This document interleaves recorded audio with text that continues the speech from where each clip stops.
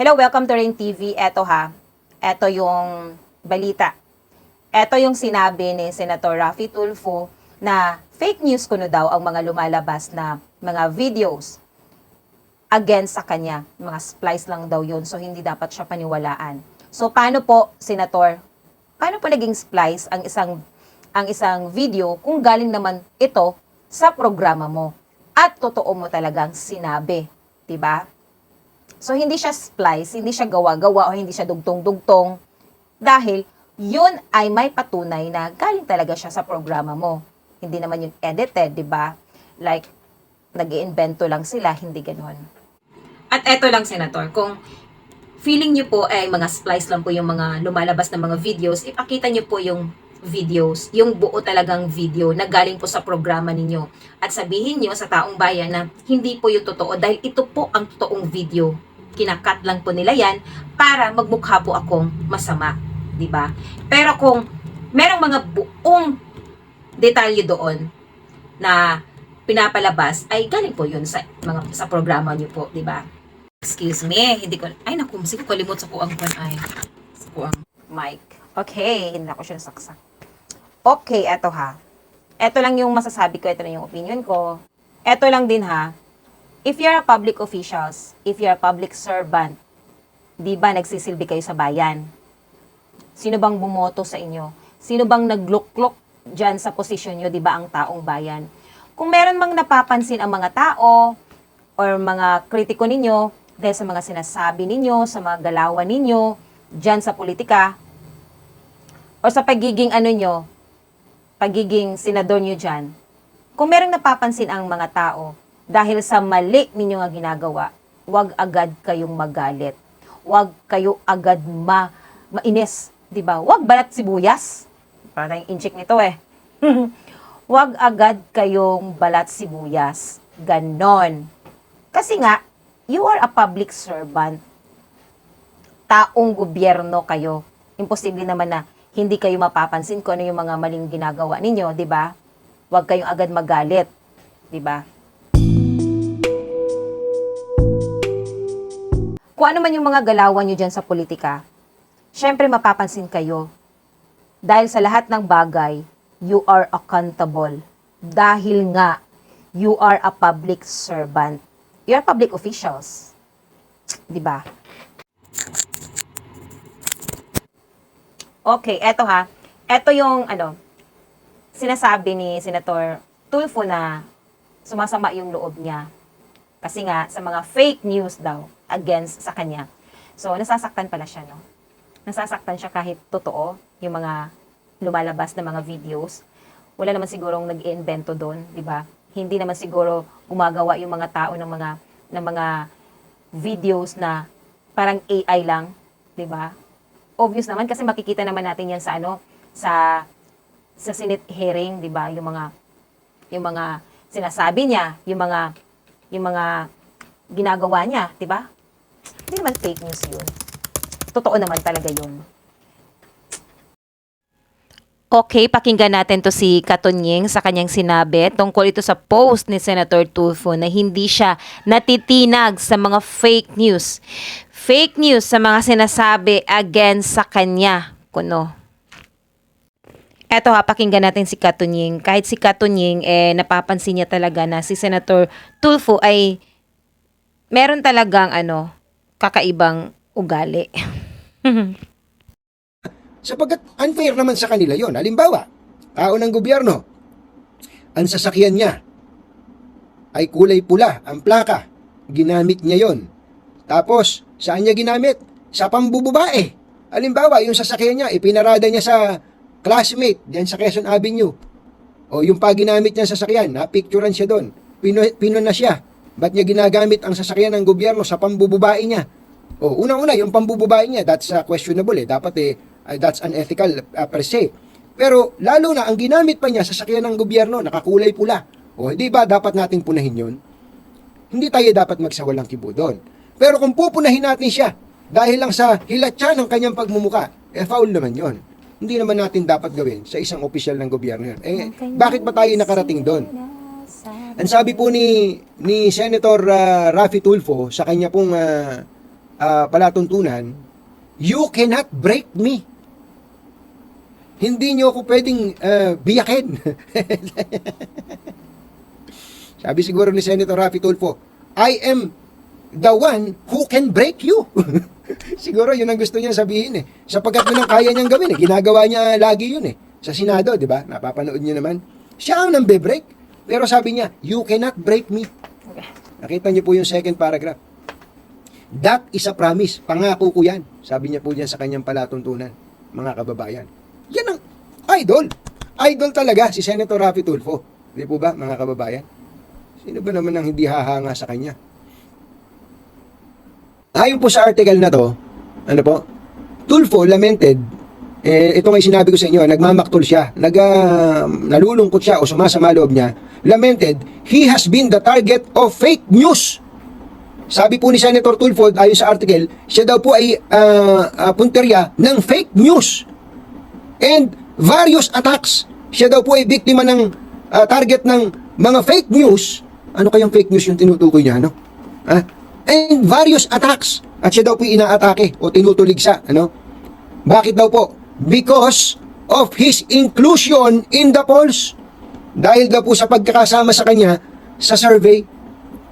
Basahin nga natin ang buo yung... Marami talagang nakakapansin kay, kay Senator Raffy Tulfo sa mga, niya, sa bibig niya, no? Sa mga sinasabi niya, or anong klaseng tao siya.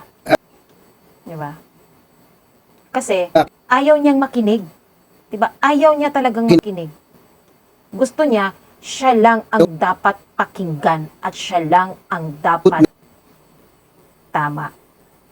Yun na nga yung sinabi ni Atty. Libayan, BS in everything. Siya na pinakamatilino. Global Daily Mirror, ang sabi po niya, ganito, ngayon, kung ano-anong mga istoryang lumalabas against me, kung ano-anong klaseng mga fake news na lumalabas sa akin, ano kaya yung fake news na sinasabi niya? Ito kaya yung interview ni Atty. Libayan dun sa kanyang asawa at saka dun sa kanyang anak. Hindi naman siguro fake news yun dahil mga totoong tao naman yun, ano? Kasi sinasabi ng asawa ni Senator Raffy Tulfo, merong obligasyon si Senator, basta yun na yun. Hindi naman siguro fake news yun dahil may nagsasalita. Ang pangalawa, ewan ko lang, napanood nyo ba yung ikinukwento nitong si former Congressman Jing Paras na noon sometime in 2020, Pangulo pa po si Presidente Duterte nito, meron pong interview. Maaaring may nagsumbong yata kay Senator Raffy Tulfo na babae na hindi po parang tinatalikuran ba ng isang sundalo ang kanyang pananagutan doon sa baso. Tinawagan po niya yung pinadala po sa akin video. Hindi ko alam, totoo ba ito? Ngayon, yung pong video na yon 2020 pa naman yan. Tinawagan ni Senator Raffy Tulfo yung sundalo, sabi po ng sundalo, mamaya na lang po sir. Dahil meron lang silang misyon, no? Nasa operation yata sila. Siguro, nabusit si Senator Raffy Tulfo during that time, hindi pa naman siya senador. Tinawag niya sa kung ano-anong description yung lalaki, yung sundalo. Ang sabi niya, duwag ka. Tapos, sundalo ka, baka duwag ka, iwanan mo rin yung mga kasama mo dyan, mga ganon. Ang totoo na, pag pinakinggan niyo po yung video, at sana hindi yung totoo, sana AI na lang yon. Sasabihin mo na, anong klaseng tao ba si Senator Raffy Tulfo? Nagpapaliwanag nga yung sundalo na hindi siya masasagot. Hindi siya makapagpapaliwanag sapagkat nandun siya sa isang mission. Tapos, days after, na-interview po ni noon ay broadcaster Raffy Tulfo, ang tagapagsalita ng Armed Forces, si Sagala, Colonel Sagala. At sinabi po ni Colonel Sagala na yung lalaki na sundalo na tinawag-tawag ni Senator Raffy Tulfo na duwag, namatay sa enkwentro o sa operasyon na kanilang ginawa. Yung siguro sinasabi ni Senator Raffy Tulfo na fake news ba yun? Nagulat ako, nabuhay bigla yung issue na yun 2020 pa pala yun. Apparently, kung baka ang tinutukoy ni Senator Raffy Tulfo na fake news, kung kasama yun sa binabanggit niya, meron po kasi lumalabas na balita na naglabas ng manifesto ang mga sundalo at humingi sila o sumasama ang loob nila sa paglapastangan di umano ni Senator Raffy Tulfo dun sa isang sundalo na hindi pa naman niya napapanood naririnig yung buong kwento kung ano-ano nang tinawag niya sa sundalo. Pero ang point lang natin doon, ba't ito binubuhay ngayon? And ito ba dahil sa nagna-number 1 itong si Senator Raffy Tulfo sa survey? Kaya sabi po niya, ganito. Ngayon, kung ano-anong mga istoryang lumalabas against me, kung ano-anong klaseng mga fake news ang lumalabas sa akin, ayun, mga fake news daw po lumalabas sa kanya. Kaya nga hindi na ako tumitingin ng YouTube, Facebook, TikTok, dahil palagi na lamang pagpuna tungkol sa akin. Wala na akong mabuting ginawa, kundi puro mali. Simula kasi nang lumabas itong mga survey na ito. Ako, I can only speak for myself, Senator Raffy Tulfo. Gusto ko sabihin, Senator Raffy Tulfo, na wala akong pakialam sa survey. Oo, ako naman siguro, hindi mo naman ako papansinin at ang tawag nga ng inyong mga kapatid sa akin, sipunin lang naman ako isang sipuning reporter lang naman ako ano po ba? Ano po? Kaya ako, kung ako man po ay may mga pagpuna kay Senator Raffy Tulfo, it is not because of the survey. Wala akong paki sa survey. Eto lang din yung masasabi ko sa sinabi ni Senator Tulfo na I don't care. 'Di ba sabi niya I don't care. I don't care pero nag-react siya. Sumama yung loob niya. I don't care pero sumama yung loob. So meaning he cares. 'Di ba? Eto. Kung ayaw niyong matinag dahil ikaw ay ikaw simula noon. 'Di ba? Hanggang ngayon, ikaw ay ikaw. Ayaw mong makinig sa pagpuna ng taong bayan o ng tao. 'Di ba? Ayaw niyong pinupuna kayo. Ayaw niyong ganing makoreksyonan. Dahil feeling mo ikaw yung tama, 'di ba? So may mga tao talagang ganyan, no? May mga tao talaga na ganyan. Yung mga taong ayaw magpakumbaba. Totoo nga. Totoo yung sinabi ni Katunying. Kung ayaw mo mapakumbaba, bahala ka, 'di ba? Bahala ka. Kung ayaw mang makinig. Kahit ikaw ay mali. So yun lang masasabi ko. Dahil alam naman natin na si Senator Tulfo ayaw niya talagang makinig dahil may sarili din siyang prinsipyo. Siguro gano'n, may sarili siyang prinsipyo. Yung kanya ay kanya. Yung siya ay siya. Mula una pa lang. Parang gano'n na talaga, no? Parang trademark na talaga sa kanila.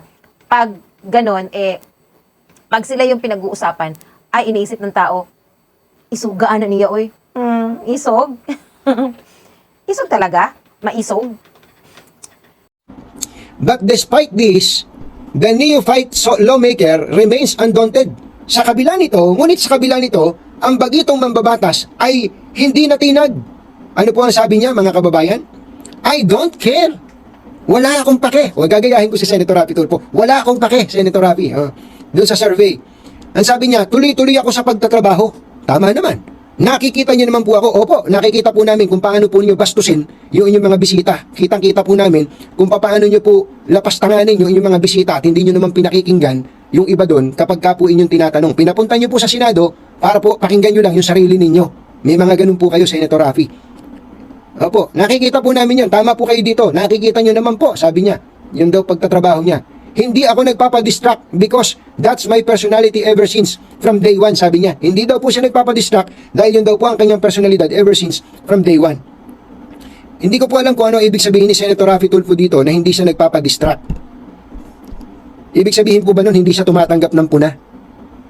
Kapag ang isang tao po hindi tumatanggap ng puna kahit constructive pa yun, may problema po tayo sa Senator Raffy. Wala pong masama if you are undaunted, kung hindi po kayo matitinag nitong kung meron mang nami-make news sa inyo, tama po yun. Kung fake news talaga. Pero kung kayo po pinupuna dahil sa inyo pong mga wala na sa lugar na mga gawi bilang isang public servant, halimbawa lang yung ginawa nyo kay Mr. Consunji, ano po, na pumikit lang, kung ano na pinagsasabi ninyo, wala po sa hulog yun. Pupunahin po namin kayo doon. Nag-sorry ba kayo doon? Hindi. Bakit? Baka yun ang paninindigan nyo talaga, Senator Raffy. Dahil ang tingin ninyo, yan personality nyo. Ever since, from day one, yan ang sabi ninyo. Kung ang kahulugan po ninyo na hindi kayo nagpapadistract, hindi nyo kayang magpakumbaba kahit may mali kayong ginawa, wala na po kaming magagawa doon. Wala na po talaga kaming magagawa doon. Alam na natin na si Senator, ayaw niya talagang pinupuna siya. Ayaw niyang magpakumbaba. Ayaw niya yung ganing ginakoreksyonan siya. Ayaw niyang makorek. Kasi siguro feeling niya matalino siya, 'di ba? feeling niya, ang dami kong lawyers. Ang dami mong lawyers, pero ikaw lang talaga. Ini-insist mo talaga yung gusto mo. Di ba? So, yun lang. Yun lang ang masasabi ko kay Senator. Ayaw niyang makinig sa taong bayan dahil ang gusto niya ay siya ang masusunod. Parang gano'n naman talaga, di ba? Tama, akala namin na kami lang ang nakakapansin kay Senator na kung meron siyang mga iniimbita dyan sa Senado, ayaw niyang pagsasalitain. Hindi yan aabot ng 1 minuto. Gusto niya siya na ang magsalita. Gusto niya siya na ang pakinggan. Binabara niya talaga. Sinasabi niya, ops. Oy, excuse me, sir. Naku, Diyos ko, Senator. Ano ba? Huwag kang mag-imbita ng mga resource person dyan kung gusto mo ikaw na lang ang magsalita. Kung ikaw ang papakinggan. Diba? Huwag ka na mag-imbita next time. Huwag ka na mag-imbita. Ang taong bayan na lang makikinig sa'yo kung ano yung mga pinagsasabi mo. Diba? Parang ganun lang. You should be fair. Hindi puro ikaw mga pinagsasabi mo. Yung ayaw mong makinig. Yan talaga yung trademark ni Senator na ayaw niyang makinig, ayaw niyang pinupuna siya. Gusto niya siya yung tama. Ni-insist niya talaga yung yung gusto niya. Kahit mali siya. May mga part din siya na mali. Wala naman nagsasabi na lahat ng sinasabi niya ay mali. Di ba? Ganon. Okay guys, thank you for watching. Yun lang may share ko. Salamat.